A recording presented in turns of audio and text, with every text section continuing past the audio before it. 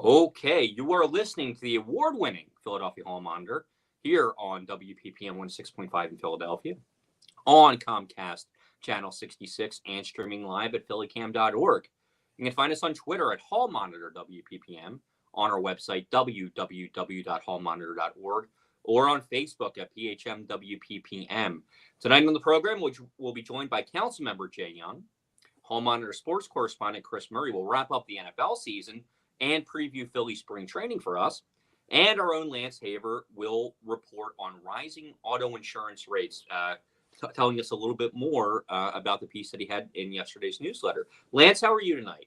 I'm all right. I also wanted to make note that Council Majority Leader Catherine Gilmore Richardson is under attack for, of all things, ready? Standing up for her constituents. Yeah. And saying SEPTA ought to serve the riders and the city and the taxpayers, and it shouldn't serve the experts. I'm kind of surprised that people are actually attacking her for doing her job, representing the interests of the city. And I'd just like to make a note that those people who don't believe in democracy are the people who believe experts should make all the decisions for us, and the rest of us should just serve the experts. Yeah. It is kind of shocking. They hate the idea that Trump says stuff like that, but they're very much in favor of it being no democracy, no discussion when it goes against their interests. No, that's absolutely right. And I think it speaks very well to the majority leader to go to SEPTA and, at very least say, let's take a minute here. Let's talk to more. A lot of people are saying they didn't have a say in this. And that's the truth, Lance.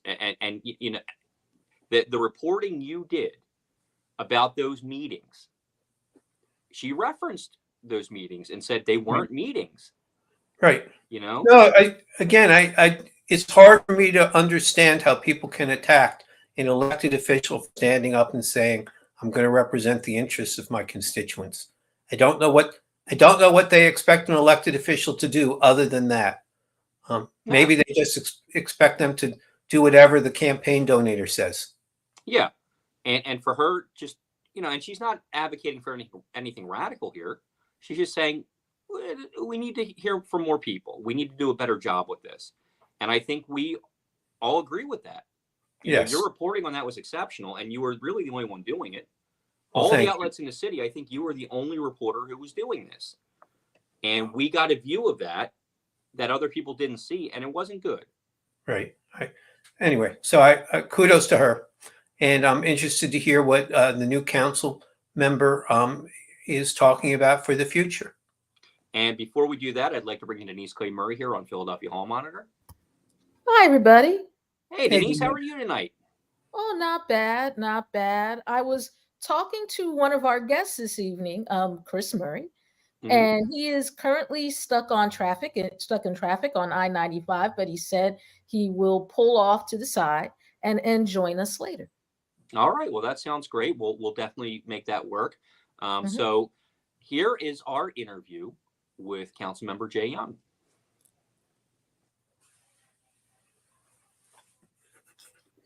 All right, Councilmember, thank you so much for joining us. Of course. Thank you for having me. So before we get into the council session and some of your priorities, can you tell us a little bit about yourself? Yes. So I was born and raised in the city of Philadelphia. The only time I spent outside the city is when I went away to law school at Rutgers in Newark, New Jersey, where I received my law degree in about 2012.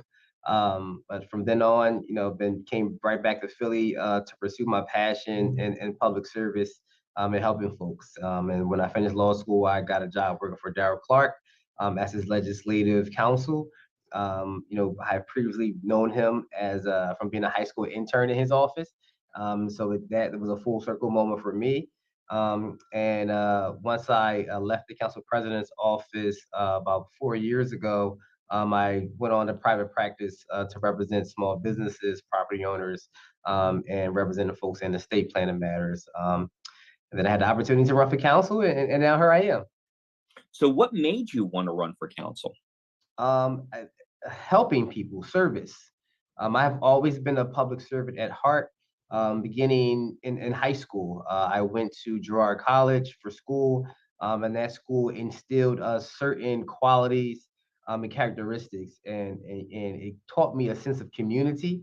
and it taught me what a community could be if it's being serviced. And from there, I just wanted to make sure that communities were safe, were secure, and had the right resources they needed to thrive.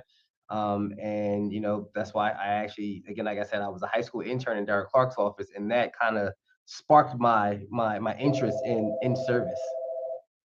Now, if you were to design the quintessential council person, it probably would be former Council President Darrell Clark. Can you tell us a little bit about your work with him and how that influences the way you're approaching your position? Absolutely.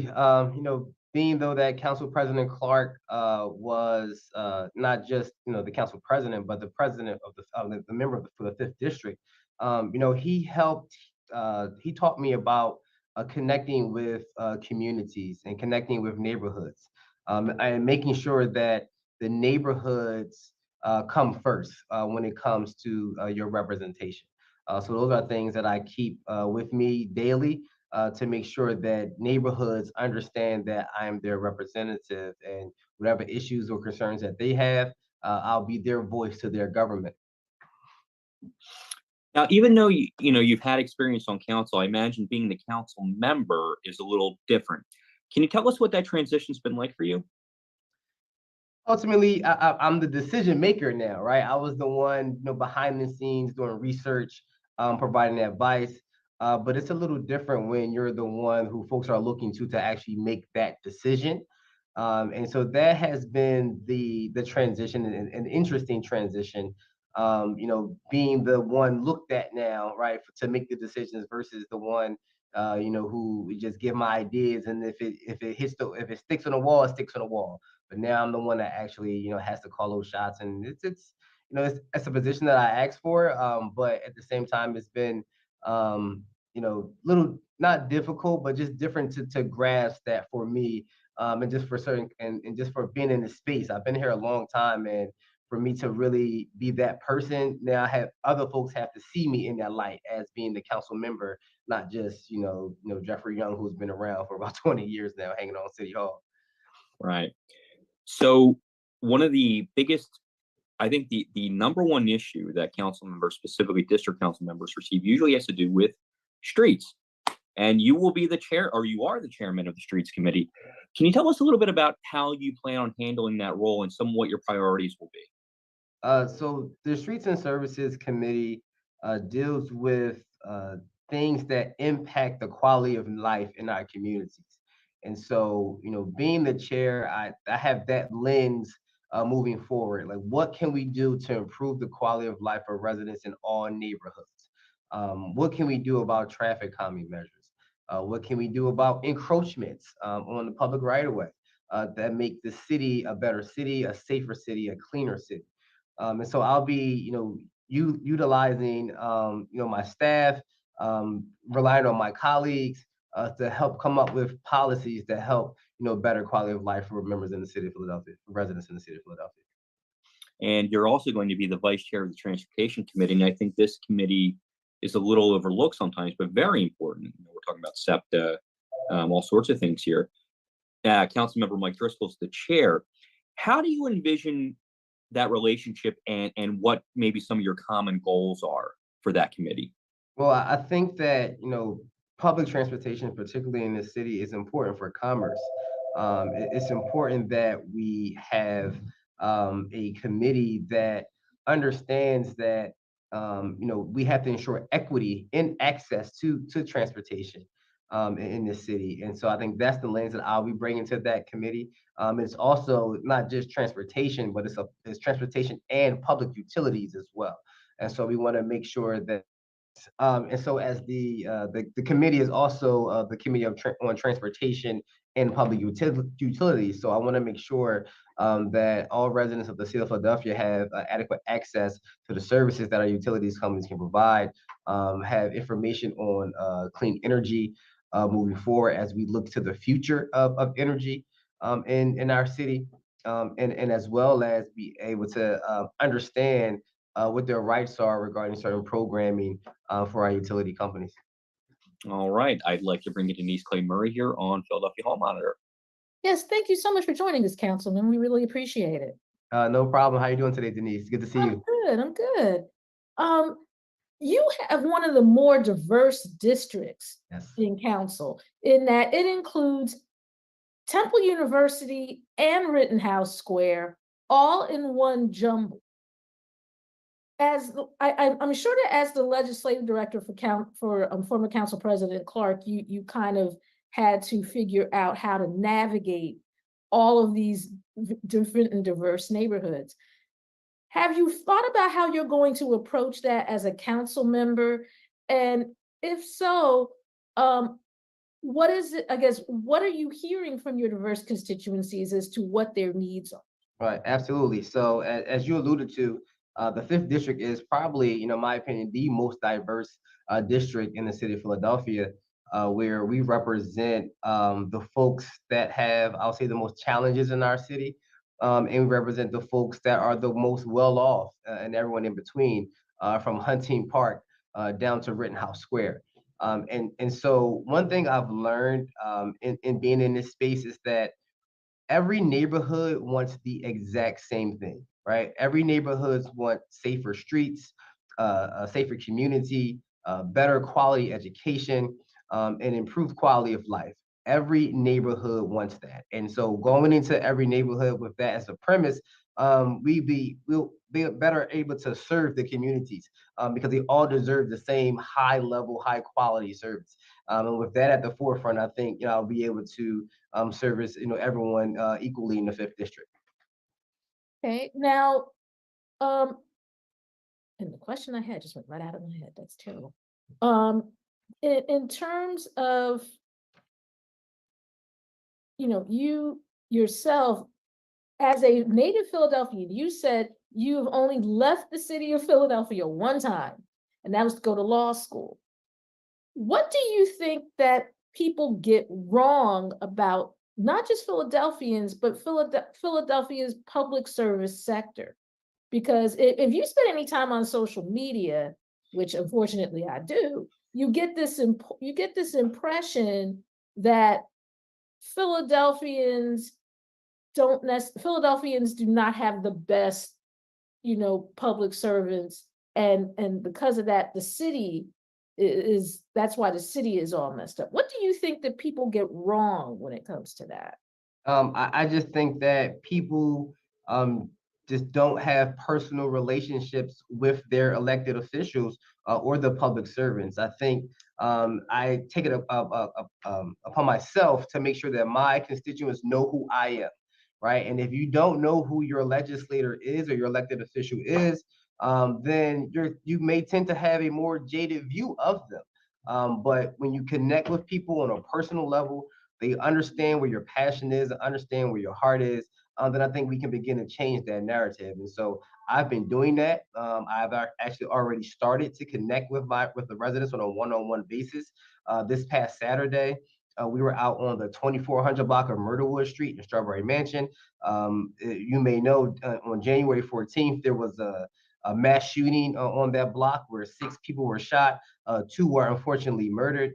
And we knocked on every single door on that block this past Saturday to let them know that we are here for them. Our office, our community is here to serve them. And without each other, we'll be in the same mess. And so I wanted to let them know that we are here, along with the mayor's office for public health and disabilities. We had some folks from Temple University out there. We had State Rep Ronnie Green out there with us. And so we were really knocking on doors to let the community know that we are here for them, to try to change that narrative that their elected officials are I guess are one way, right? And we want to change that to let them know that our job is to serve them. And I want to make sure that everyone in the fifth district knows that my job is to serve them. Now the budget is coming up. That's a big thing, and it's kind of unwieldy sometimes. And I wanted to ask a couple of questions about that. One, from watching former Council President Clark navigate the budget process, what did you learn from that you think you'll be able to use for your own personal navigation of it? And what is your top budgetary priority? If there was one thing that you wanted to have for the 5th district, what would that be? Okay. Well, what I learned is that this city is very diverse, and it takes a lot to get this city running and operating. We have a budget of almost $5-6 billion. We have to make sure that each neighborhood, each community is treated fairly and equitably when it comes to service delivery. So that's one thing that I've learned while working for Council President Clark. Some of my priorities are ensuring that our Department of Licensing and Inspection has the tools necessary to enforce some of the quality of life issues in our community. Because the quality of life issues are just as important as crime that goes on in our communities, because quality of life affects how a person just feels about their community and their neighborhood. And if they don't feel happy, they don't feel safe in their community, the neighborhood is not going to be safe. And so if we can do that, if we can improve the quality of life and enforcement on some of these issues, then I do think that we can, turn around some of these the negative narratives in our communities. So that's something that's very important to me. Another issue that's important to me is ensuring that our housing agencies has the resources to provide adequate housing, adequate affordable housing to our communities. We all know that Philadelphia is the biggest poorest city in the country. And so it's up to our government to ensure that the residents have the resources necessary to maintain a decent standard of living. I want to make sure that our housing agencies are equipped with providing housing opportunities that are equitable for all. Okay. And here's my last question. You mentioned that, now that you're the decision maker, you're the council person, you're the person who is the face of the 5th district for all intents and purposes. What about that has surprised you the most? What about, what was the biggest challenge for you in terms of becoming the councilman? Going from behind the scenes to the front facing? I think the biggest challenge is now that I am a public figure, right? And so everything that I do, that I say, is subject to public scrutiny or public praise, right? And so I just have to ensure that the things that I do in this public space are in the best interest of the city of Philadelphia and the residents of the 5th district. Okay. Well, thank you so much for sharing some of your time with us. I'm going to give you back to Larry McGlynn, my co-host, and you are still listening to Hall Monitor on WPPM 106.5. All right. Thank you, Denise. And Councilmember Young, thank you so much for joining us. Absolutely. Thank you for having me. I really appreciate the opportunity. Anytime. All right. We would like to thank Councilmember Jay Young for joining us on the program. And we have a special guest with us today. Sports correspondent Chris Murray is here. Denise, you may have met him. Yeah, I've run across him in passing. Chris, how are you tonight? I'm doing okay. Other than having to sit through DC, Baltimore area traffic to get home, I'm doing well. I'm doing quite well. Well, good.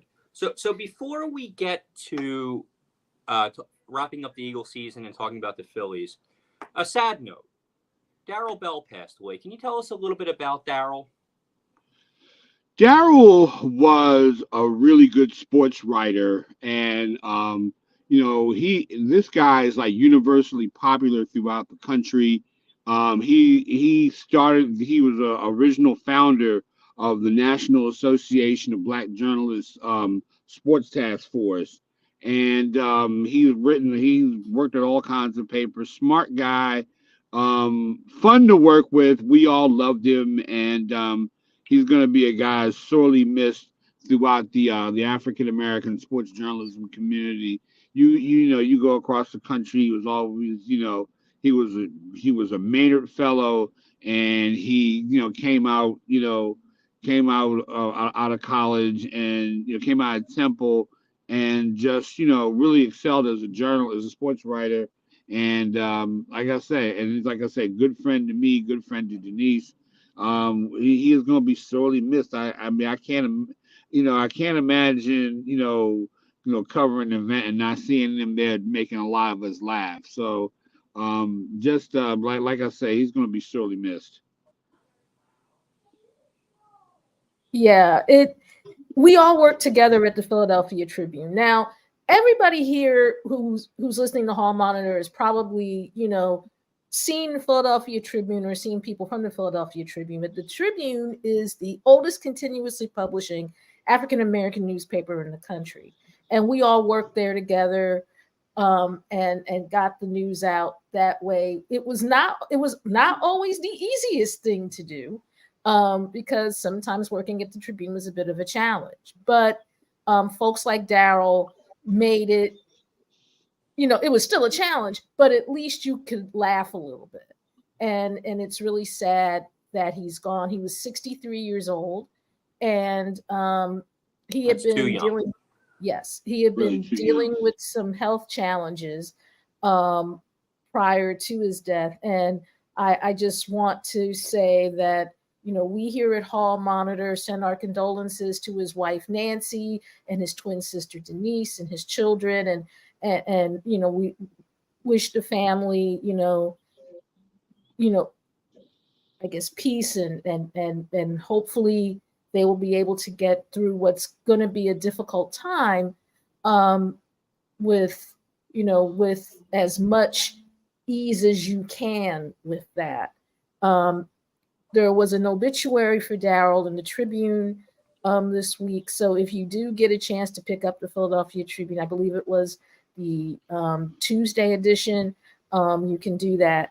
And again, this was a loss of a really good friend of ours, and a really good friend to many of us in the Philadelphia Black journalist community, of which there's not a whole lot of us. So, Right. when one of us is gone, that's a big hole.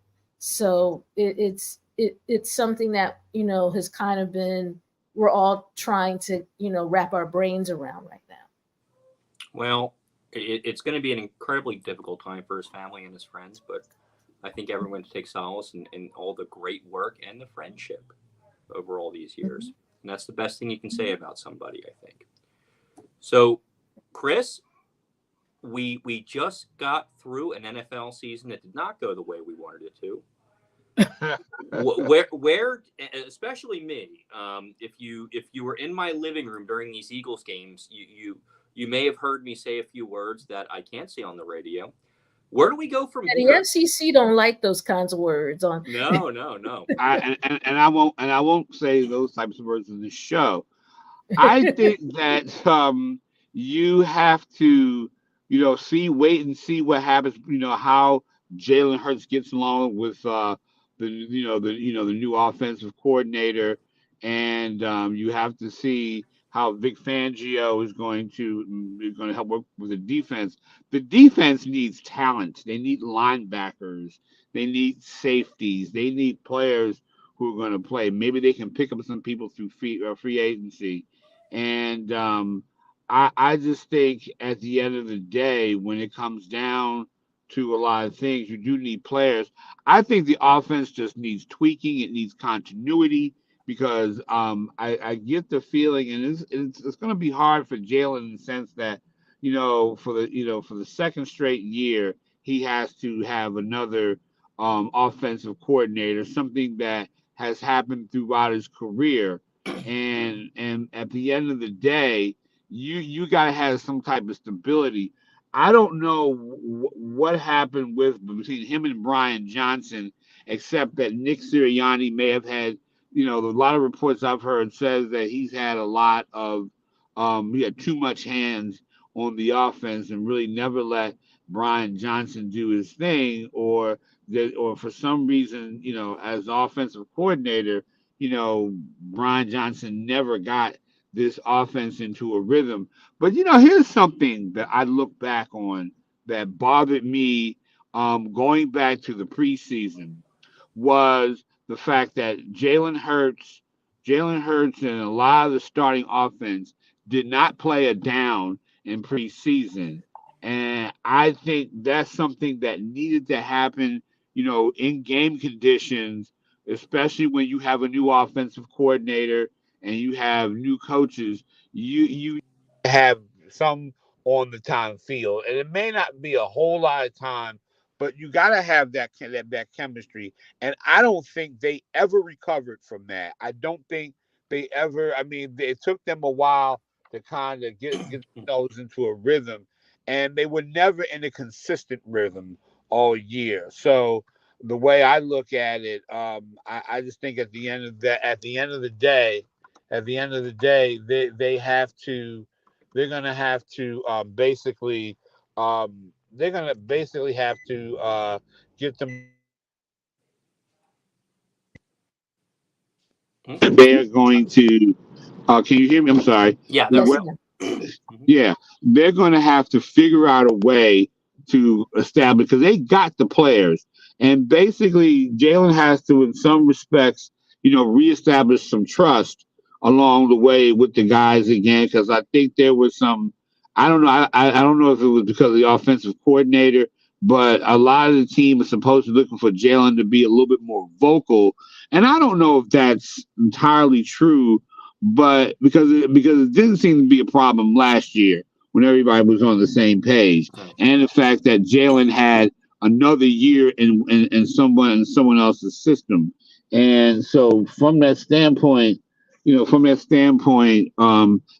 I think the offense is going to be okay. The defense has to get players. The defense has to draft better players, and they've got to take the linebacker position seriously. They've gone too long without taking that position seriously.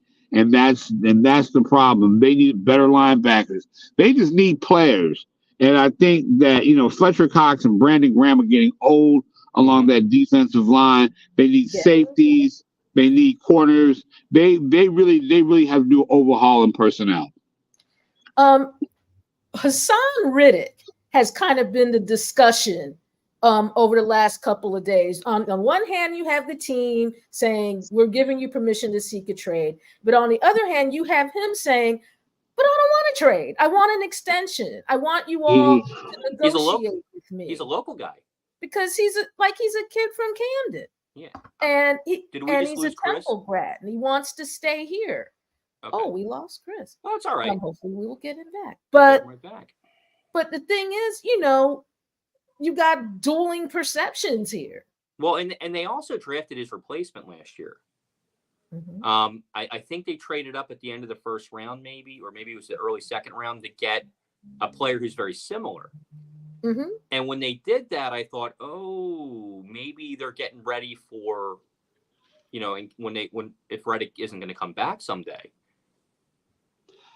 Well, the way I look at it, I don't know. Reddick might be angling for a bigger and better contract once he leaves the team and whatnot. He might be angling for that, but I don't know if he trusts the current new defensive coordinator.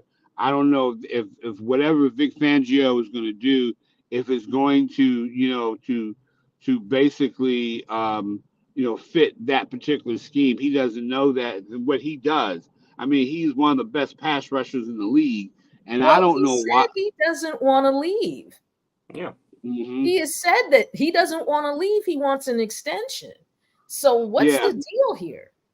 Well, I mean, he's angling for that extension, and I think he wants that extension. I mean, and he's proven it. I mean, he wants to stay here in Philadelphia, and he's proven it. I mean, he's proven that even last year, he still had double digits in sacks. And so, at the end of the day, he has to, it's a point of leverage. And I think the team is going to have to meet that because they let him go. They have nothing in the pass rush department. They can't let him go. And I don't know why. I don't know if they think they're going to find another edge rusher like that in free agency or in the draft. There are some guys out there in the draft, but it takes a while to adjust to this league. And I still say that the Eagles have to figure something out. Howie Roseman, has demonstrated his ability to get certain things done, to get certain people signed, and he has to lean on that now because that defense needs a pass rush. That defense needs all kinds of things. They really have to take a look at their personnel as they move forward. Well, what I'll say is I'm a big believer in their two young defensive tackles. I love Carter and I love Jordan Davis. I think they're going to be outstanding because it takes a little while. You don't do that your rookie year, sometimes even your second year, you're not elite. Those guys, in my opinion, are going to be elite. Josh Sweat's been very good. Hassan Reddick has been an elite player. Right.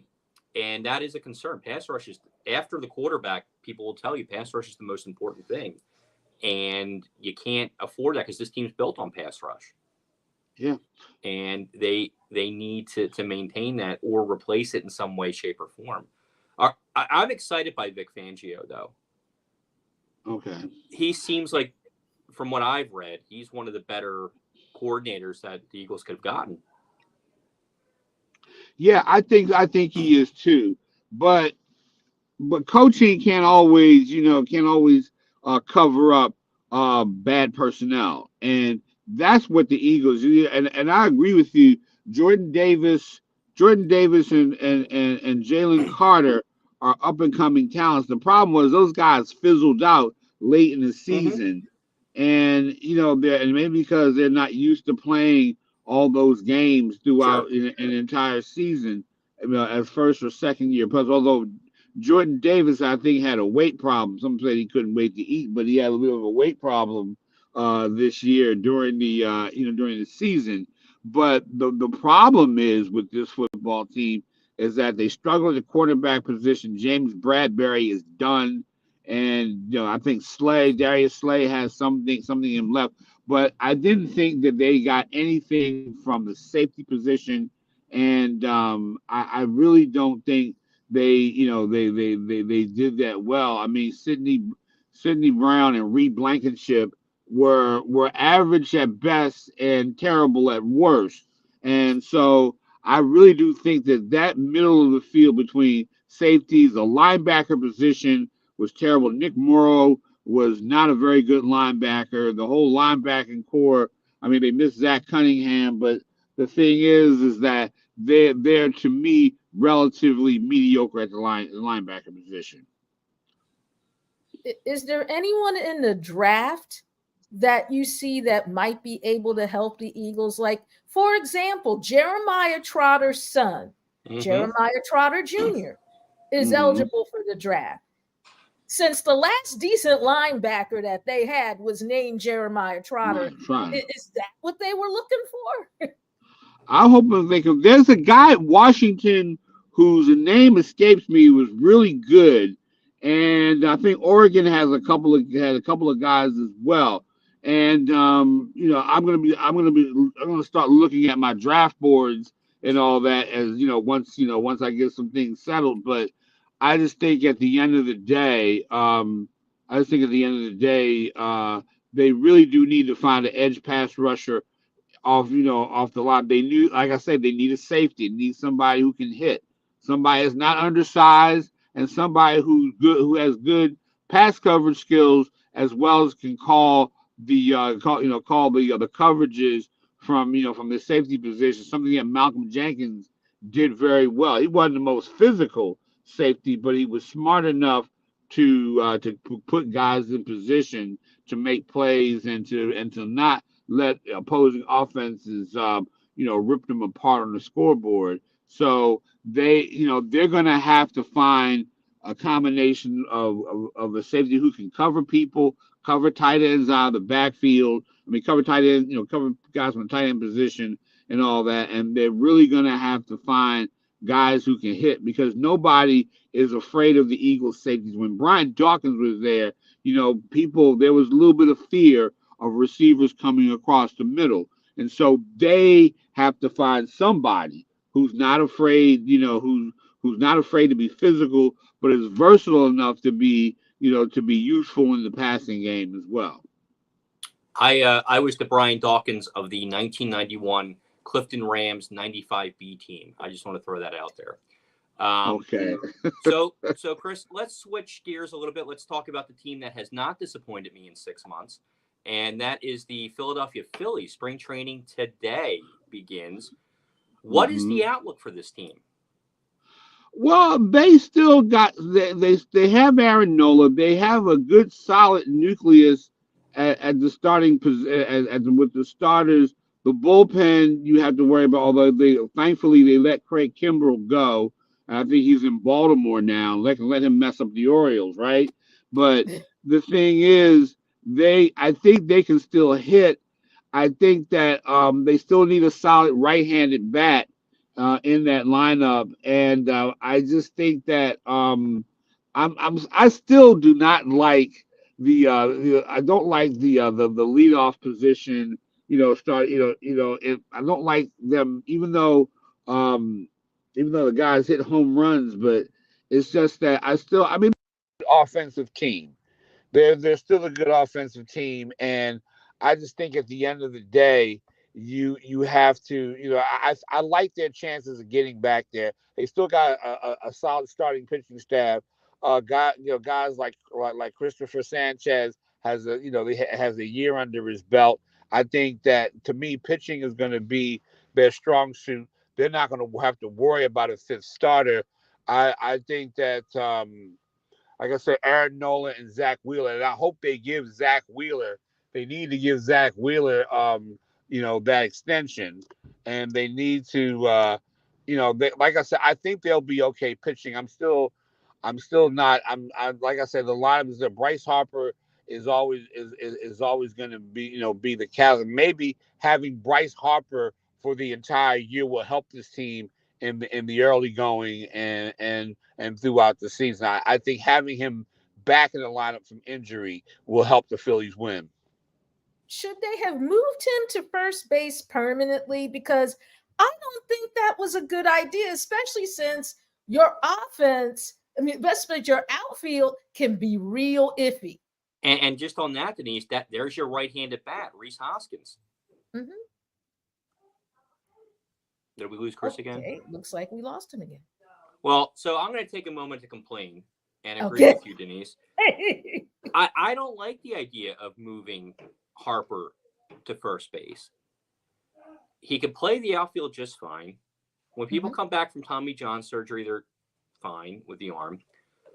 And you gave up your right-handed bat. Chris, I'm complaining about the Phillies getting rid of Rhys Hoskins and putting Harper first, just like Denise. Yeah. The only problem with that is the fact that the team felt that Rhys Hoskins was a liability in the field. That's the only thing that he's not great. That you like his bat, but he was a liability. You gotta replace him, and you gotta find somebody who can play in the outfield. And last year they had good defensive outfielders, but the guys couldn't hit. I'm talking about good looking kid that they brought up last year. But Rojas? Huh? Rojas? Yeah. He was great in terms of fielding, but he couldn't hit. A bat in his hand. Pache too. Right. Yeah, you put a bat in their hand. It was not right. A good thing. They need somebody. I mean, those guys are good in terms of late in the game you need defense. Because they're not gonna let balls turn. They're not gonna let singles turn into doubles, or they're not gonna make the fatal mistake in the field. And they just have to. They need to find, like I say, I'm a fan of a good five-tool player. You need somebody who's versatile enough to play in the outfield. They should probably move Harper back to the outfield, but who's going to play first base? And that's going to be, and that's going to be the thing that they have to solve in the preseason. During spring training, they're going to have to. That they have to figure out, and at the end of the day, and the thing about it, like I say, right now I'm not totally in my baseball bag yet, but I do know, I do know that they need to, they need a right-handed bat. That is right-handed bat, and consistency in the bullpen, and I think they'll be back as contenders again. I think this team still has one more playoff run in them. They still, I think after next year, that's when everything is going to be kind of funny. Well, and here, but this is my concern. So all the preseason things I'm reading is, the Phillies are going to be an 85, 88 win team, second or third in the division. Yet they have all this talent. Is that accurate? Is that your take, or are they a better team than that? I don't think they're better than last. I mean, they might be as good as last year, but there are some concerns in the outfield and there are concerns at first base. That's what that's the thing that at the end of the day that I'm concerned. I'm concerned more or less about about whether or not they have guys on that team who can play the field, because you save a lot of runs when you don't make errors in the field and whatnot. And I just think at the end of the day that outfield is kind of shaky, and so you need somebody that's going to be able to play in that outfield on a regular basis. You're going to definitely need that, and you're going to definitely need somebody to not make anything, but you need a bat. You need a good right-handed bat.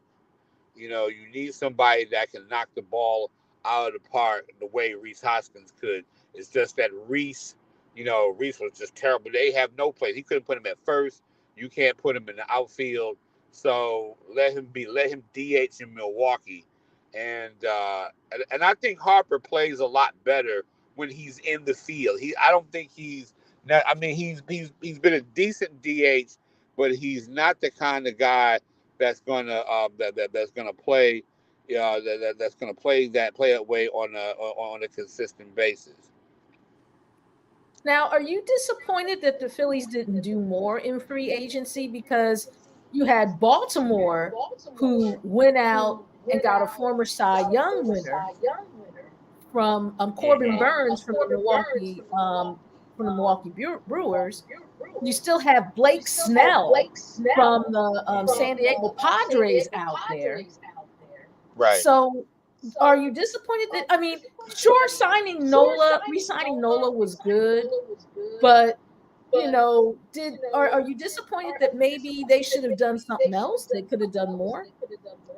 And in a right-handed bat, you need somebody to hit the ball. And that's the thing. They need a spark in that lineup. You got guys on that team that that can hit a little bit, but they need a consistent right-handed hitter. And not just from your catcher, but you need a consistent right-handed power hitter that's going to take the pressure off of Bryce Harper. So from that standpoint, that's where I'm disappointed, is the fact that they've got to improve offensively, and that's where I'm kind of shaking my head at this team at this point. Could Cody Bellinger have helped them out? Yeah, heck yeah. Cody Bellinger would have helped them out. That would have been a great. That guy's been consistent, and so you need guys that can hit the ball, and that's where this team messed up last year. I kind of thought that when they put Craig Kimbrell in the Arizona series, in that situation when they had like a 2 or 3 run lead and he blew it and whatnot, that they stopped hitting the ball after that. They just stopped hitting the rest of that series, and pretty much they were done. And they had everything. Kind of reminds you a little bit of the Eagles season. They just fell apart. They just absolutely fell apart.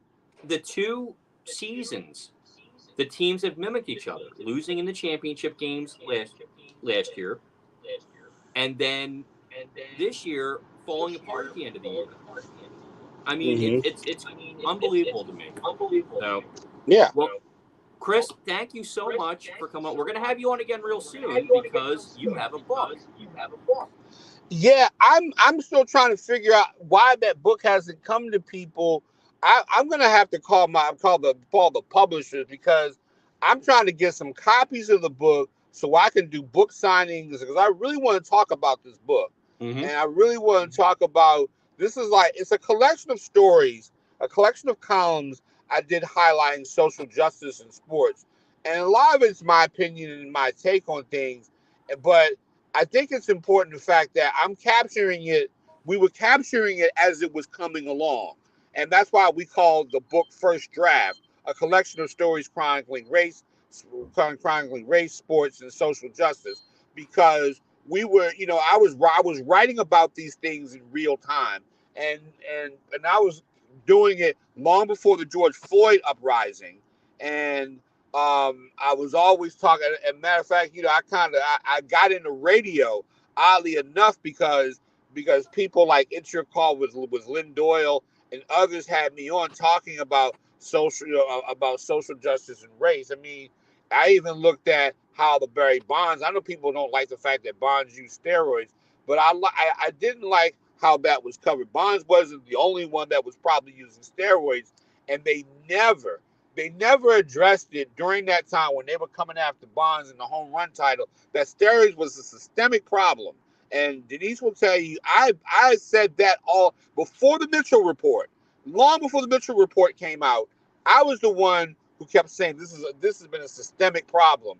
And even GMs were saying that, they basically signed guys based on, and Major League Baseball was complicit with it. So we've been talking about racism in sports. I talked about homophobia in sports, and I talked about these things, and I was teaching a class at Temple, and I was saying, man, I need to put all these columns into a book, because nobody was talking about these things before the George Floyd uprising. I mean, you had maybe Jamel Hill and others, and even Jamel Hill acknowledged that a bunch of us from Philly were talking about these things long before the national media got on it. So that's what I hope you guys get out of the book.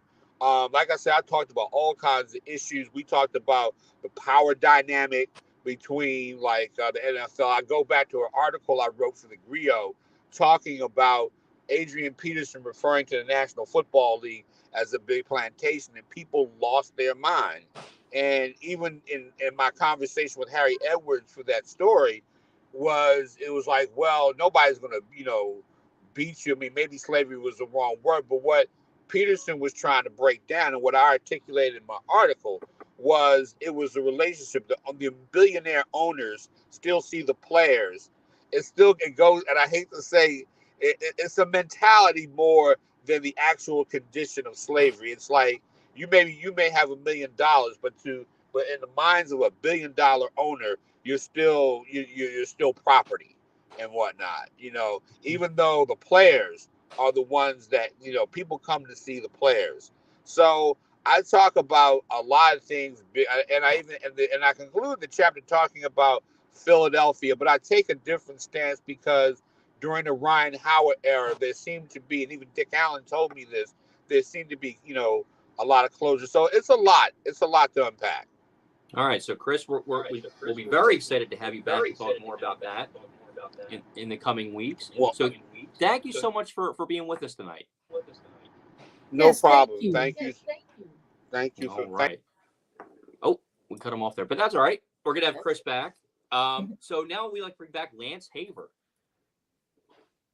to talk a little bit about what's going on with car insurance rates here in the city. Right. So great to hear from Chris. And again, my condolences for the loss of your friend. So it's a difficult time. Hope that their memories will be a blessing to their family, as we say in the tradition from which I'm from. But not quite as much fun car insurance, something that if you drive, you're supposed to have, something that the state requires you to have, and something that has supposedly gone up tremendously in price. But as we're going to hear, the state insurance department says it's not true. The bank rate story isn't true, but we're going to get to that. So I'm going to call up the slideshow and kind of walk through it and say what's going on. So the story starts with the Philadelphia Inquirer. You can see their big headline: Philly has the largest jump in average cost of car insurance in the country in 2024. And this came directly from a webpage called Bankrate. And Bankrate breaks it down even further. They say for all the MSAs, which stands for Metropolitan Statistical Areas, Philadelphia and Detroit saw some of the highest jumps. In Philadelphia, the jump was 154%. Now, Bankrate claims the reasons for these hikes have nothing to do with the insurance companies, nothing to do with their profits, nothing to do with anything other than inflation, bad weather, and things we can't control. And that sounds reasonable. The Inquirer wrote that story just like that, quoted them, gave some tips about how you can shop for insurance. But they never asked the question, who funds Bankrate? Who's Bankrate? And Bankrate is a tool, and I mean that literally and figuratively, is a tool of the financial industry. And they don't hide it. They say, quote, we Bankrate are an independent advertising supported comparative service. Bankrate has partnerships with issuers including but not limited to American Express, Bank of America, Capital One, Chase, Citi, and Discovery. The offers that appear on this site, meaning Bankrate, are from companies that compensate us. The compensation may impact how and where products appear on this site. So certainly Bankrate isn't telling the full story because they need to get paid. Now, the Wall Street Journal, which I do read, I recognize it's not a left-to-center publication, and there are obviously some systemic problems with reading the Wall Street Journal, but they go right to the heart of it. Their headline on this is, insurers rake in profits as customers pay soaring premiums. The insurance department, though, doesn't acknowledge that. They don't talk about how much the insurance companies are making or how much the dividends are or how easy it is for the insurance industry to manipulate the numbers so that it looks like they're losing money when they're really not. The Pennsylvania Insurance Department, according to their own webpage, is supposed to be regulating the insurance premiums. But when we go to the webpage and we start looking for all that information, what we see is it's not there. The pending personal auto and homeowners insurance, when you click on it through their webpage, they say there's only one rate increase pending. And that's from 2020, which obviously can't be true because you have now all of the media saying rates are going up. You have an argument about why rates are going up. The insurance supported webpage says it's because of inflation and bad weather. You have the Wall Street Journal saying you ought to buy stock in the insurance companies because they're raising their premiums. Allstate is at an all-time high because they're raising the premiums. So we have a difference of opinion as to why, but everyone agrees it's going up. But the Pennsylvania Insurance Department doesn't have it listed on its webpage. And we know the Pennsylvania Insurance Department isn't bothering to keep up with any of this. This, again, is directly from their webpage, which I pulled down today. And what this says is Pennsylvania Insights newsletter. Every month they're supposed to tell us what's going on. And the current issue is January 2023. Well, last I checked, we're in February of 2024. They haven't updated this for over a year. And it gets worse, actually. The Pennsylvania Insurance Department lists all of the offices they have: chief counsel, legislative affairs, press and communication, administrative hearings, on and on and on. But there's no office that represents ratepayers, no office that represents consumers, and no office that actually protects us against the rate increases. Now, what happens in the past was when an insurance company wanted a rate increase, they notified the insurance department, and the insurance department required them to put a statement, a notice, in something called the Pennsylvania Bulletin, which is published weekly. Now, almost nobody reads the Pennsylvania Bulletin, but at least it's a public document that comes out weekly with the information about the rate increase, the pending rate increase, and telling you how you can participate. It appears that the insurance department has done away with that. Instead, what they have done is contracted with this company to keep track of everything. And what's amazing about this company keeping track of everything is it doesn't really provide any information. Anybody who looks at this who has an interest would never know what's being discussed. The product name, AFCIC PPA. Well, who's that? You'd have to know that that's actually the name of Allstate. that Allstate has a bunch of other names associated with it, and this is one of it. Then it says type of insurance, 19.0. Well, nobody knows what that is. Then it says filing type rate. Rate increase, rate decrease, how big an increase, how low an increase, what it is. Then a CERF tracking number. Well, CERF is the company that the insurance department has contracted with. Now, this is what I want to draw your attention to. The submission date is 9/12/23, September 12th, 23. The filing outcome, it was closed, and the day it was closed was 9/13/2023. The insurance commissioner and the insurance department looked at this rate filing for 1 day. And after 1 day, they decided to approve it. And it says so. Disposition status approved. State status approved. State status last changed 9/13/23, the day after it was submitted. Now, if the public actually knew that this is where it was all the information was, how would they have time to study everything and respond within less than 24 hours? When you go to the filing, and if you're fortunate enough to figure all this stuff out, and you go there, you go to this thing called the CERF Filing Access, which is online. You can pull it down. But as we saw, it doesn't tell you anything. If you go back to the insurance department's webpage and you look for the resources there, and you want to find out whether your company is seeking a rate increase, because they all tell us, one of the things you can do to defend yourself is you can shop around. And we can talk later about why that really isn't a good idea.